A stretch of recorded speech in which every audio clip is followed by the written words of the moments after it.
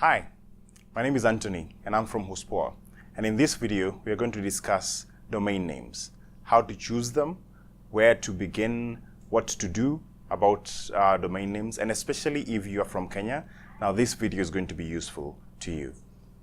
So let's jump right into it and ask our first question. So what is a domain name?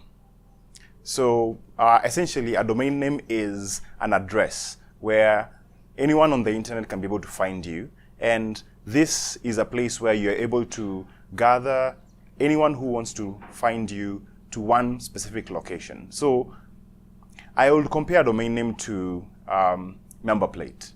A number plate identifies a specific vehicle, and that vehicle is basically, it can be anything, but they all have the same number plates. So for instance, if you're in Kenya, and a KBB 725J is going to be just one vehicle somewhere. We don't know whether it's a lorry, whether it's a pickup, whether it's a small vehicle, but all we know is that that's a vehicle and it's a registration and it belongs to one specific vehicle. The next question you may probably want to ask yourself is, what's the difference between a domain name and a website? Now, a website is going with the same illustration of registration number plate. A domain name is the number plate and the website is the vehicle.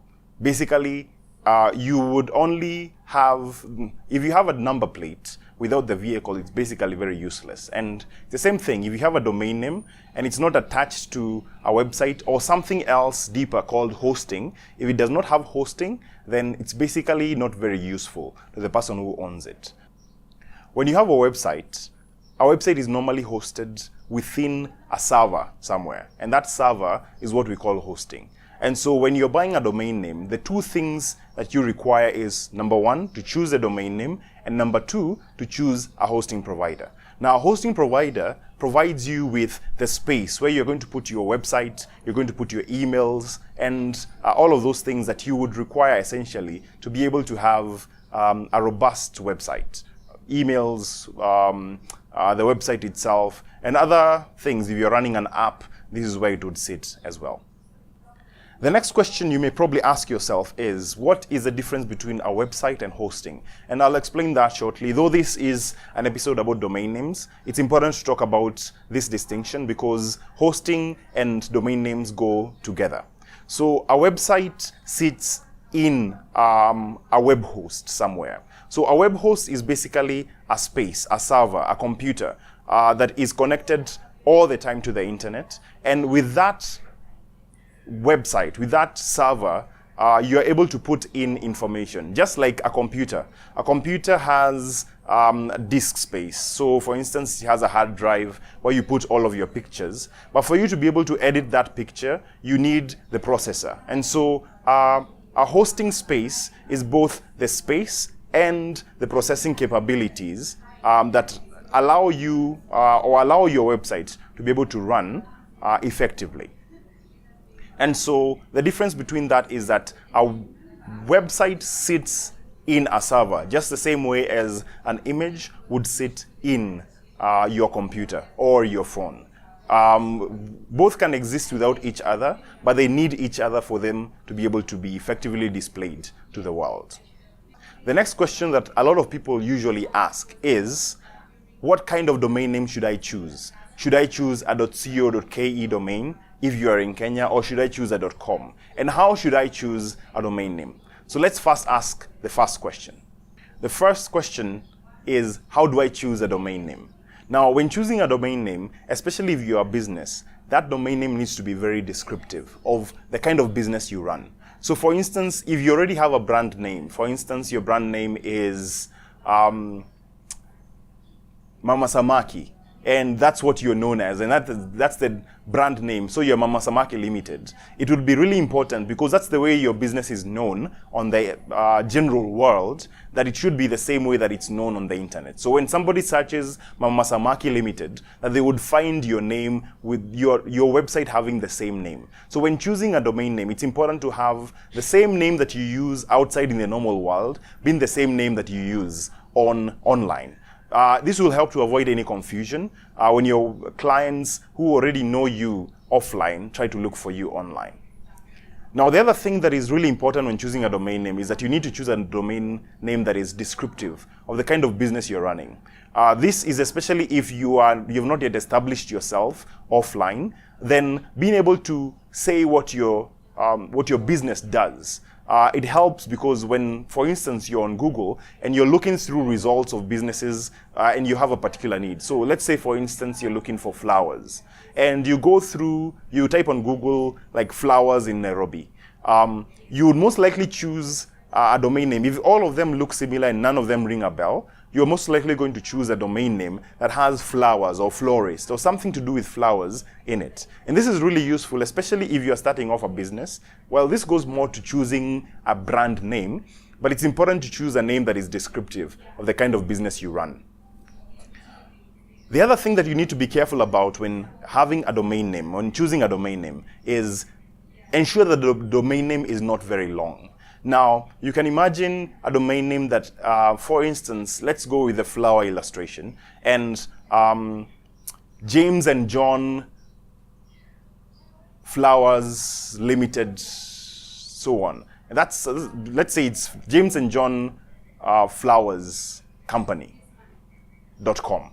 Now, that's a really long name. It has a lot of names in there. And yes, you may be able to use that, and it's perfectly acceptable. The only problem is that when somebody is typing that out and they are looking for your business and they already know, they would have to type James and John Flowers Limited. And that's a really long name. And that may not be very useful for your business because when you do that, it's basically going to not be very user-friendly.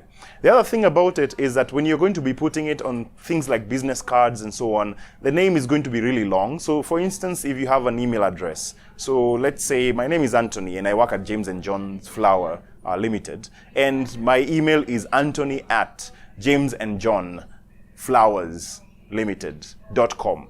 It's usually not very useful. It's difficult for you to use it in many places. So I would advise that you go for short domain names that are not very long. This will help you to reduce the instances of confusion with people typing a name and they probably get some spelling wrong. Now, one of the things that is restricted in domain names is that you cannot use some certain symbols. However, some are acceptable. For instance, you can add a hyphen to your domain name, but it doesn't mean that you should add a hyphen to your domain name. The reason for this is when you add a hyphen to your domain name, when you're saying it out, like Anthony Shoes Limited, for instance, and so you add anthony-shoes.com. Now, that domain name is, it's easy for you to confuse your clients when you're telling them, here's my domain name, anthony-shoes.com. They might probably like type hyphen, like the full word, hyphen, or may not even know what a hyphen is. So the best practice is not to go with a domain name that has hyphens with it. Just stick to anthonyshoes.com. And things like and, don't use I think it's all called the ampersand. I think the ampersand. Yeah, the and symbol. Don't use the and, just go with the full name and, because it basically will look better, but at the same time, it will help reduce confusion with your clients when you do it that way. Okay, so if you are in Kenya, should you choose a .co.ke or a .com? Now, I would advise you, depending on the type of business you run, to choose a name that helps you achieve your objective. So, for instance, if you are a Kenyan business and you know that you're going to be targeting Kenyan businesses right through and through, I would advise that you go for a .co.ke. This is because you will be targeting a Kenyan audience, and with a Kenyan audience, they will relate more and know that this is a website that is localized if it has a .co.ke domain extension added to it. Now, if you are a business that is going to be marketing globally, I would advise that you go with a .com immediately, because if you're going to be having branches all over the world or all over Africa, then it may not be very useful that your main domain is .co.ke. People, when they find that name, they may assume that this business only exists in this part of the world and doesn't relate to other parts of the world. Now, the other thing that is really important with this is if you are having a website that targets a large group of people or targets the whole world. For instance, you have a travel blog that is targeted at the US, even if it's a Kenyan travel blog, but your main target market is the US. You may probably want to have a domain name that allows this person to know that this domain name is not just localized in this area. So for instance, let's move away from the travel blog. Let's say you're writing about shoes, for instance, and everybody in the world is interested in shoes. At least I hope so. If you choose .co.ke, someone from Brazil looking at that website will not think that that's a website meant for them.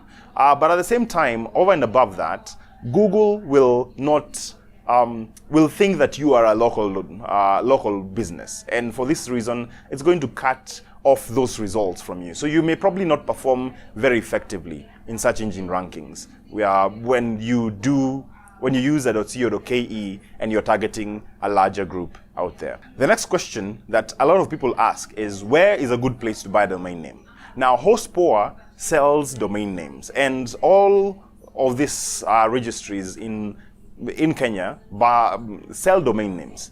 Now, the thing about domain names is that they are not special. There's no fast domain name or short domain name or quick domain name. All domain names are alike in terms of performance. This is because domain names perform as good as the hosting they are on. They are only number plates. Remember the number plate illustration. So because they are number plates, it's really important to choose a place to buy a domain name where their services are good. So you need to look at the kind of services they provide in hosting. What kind of hosting do they provide? Do they provide service? Do they provide 24-hour service in their when providing hosting? Do they give good support? Do they charge some hidden fees somewhere in there? It's really important to ask yourself a lot of questions in there, because by asking those questions, you're going to be able to choose a domain name a domain name registrar that is going to help you along the way. You're not going to have issues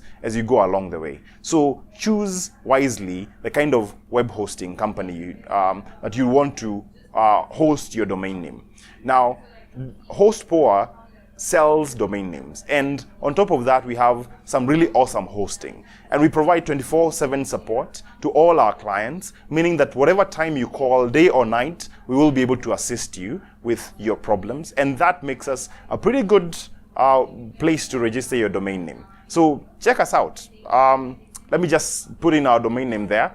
Our domain name is hostpoa.co.ke. Check us out. We have some awesome prices. We have some of the cheapest prices in both hosting and domain names, and we are a pretty good place to get your domain name. The next question that I would want to answer is transfers, and how do transfers work? Can I move my domain name from one place to another, from one hosting company to another? The answer is yes. Domain names in Kenya are registered by KENIC, and KENIC is the organization that controls all domain names that are Kenyan-based, all .co.ke kind of domains. Now, when you have a Kenyan domain name that is of that kind, all you need to do is request the hosting company, the current registrar, to give you a code called an EPP code.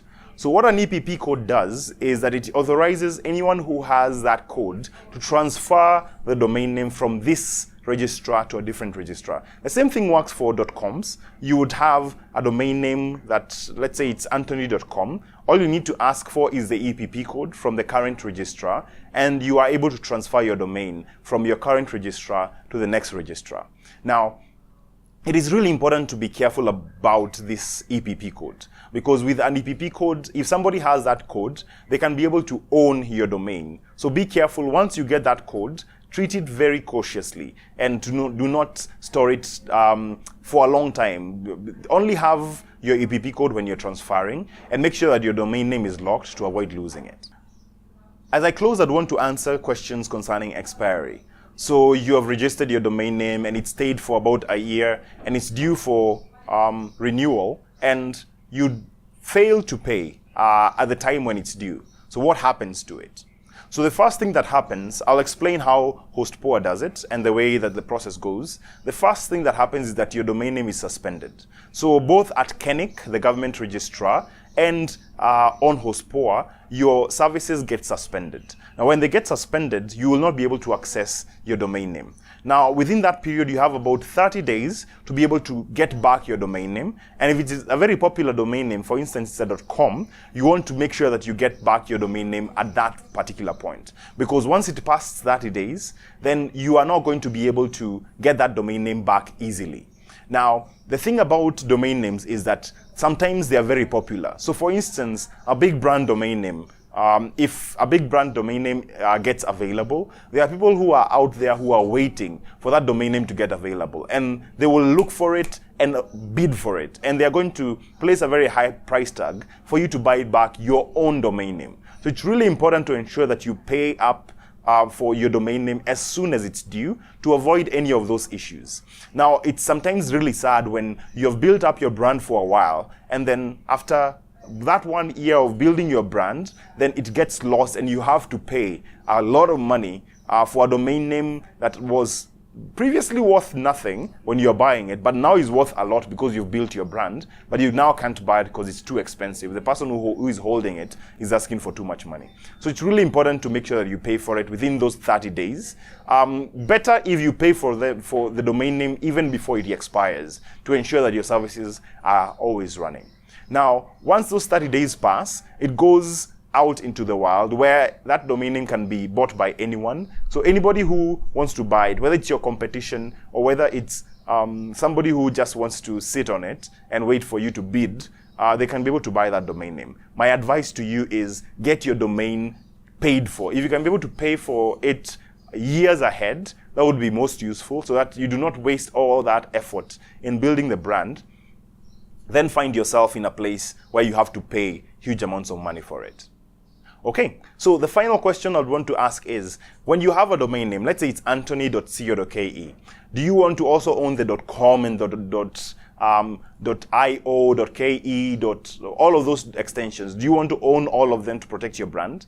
Well, it depends. The answer on that depends on how important your brand is. Now, if you're just a small business that has just started off, it may probably be overkill to buy all of those domain name extensions. But if you've been building your brand for a while and it's a business that is well known, it's really important when you're buying those domain names to buy all of them, because somebody else may try to masquerade as your business, and that may cause you to lose business because once they register it, it's theirs. They can put whatever they want there, and it may cause you to have a lot of issues with people who are trying to steal your name or use your name for their own advancements. So it depends on how old your business is and how established it is, but it's something worth checking out. So if you are an established business, buy them all. If you're not, you may probably want to wait a few years before you buy the other extensions, but it's usually wise to buy as many as are available to avoid any people who, especially the popular ones. Like if you have a .com,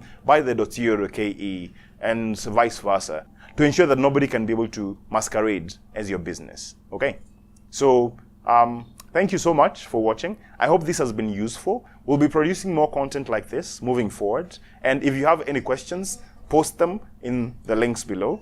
Please like and subscribe if you like it. Well, you don't have to if you don't, but I hope that you did. So thank you so much and see you in the next video.